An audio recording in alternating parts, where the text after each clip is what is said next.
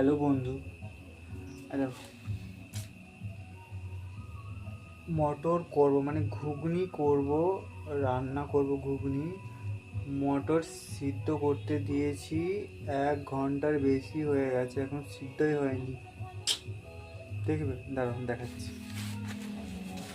কি অবস্থা। কখন খাবো আমি কি জানি। আউ।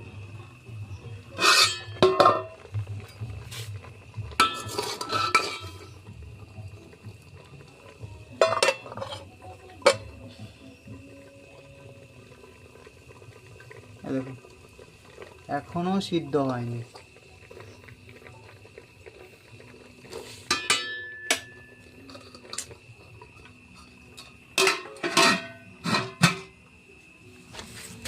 এখনো সিদ্ধ হয়নি। গত 1 ঘন্টা ধরে, 1 ঘন্টার বেশি হয়ে গেছে বসে আছি এখানে। আর সব কিছু রেডি আছে আমার। আজ লক্ষ্মী পুজো বলে আর করিনি সেরকম, আদা রসুন দিই, রসুন দিইনি। ব্যাস ইয়ে আছে, নিরামিষ করবো।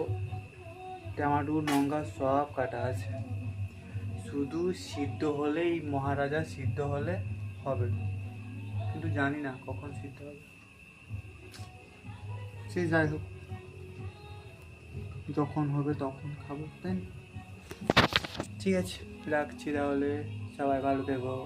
বাই।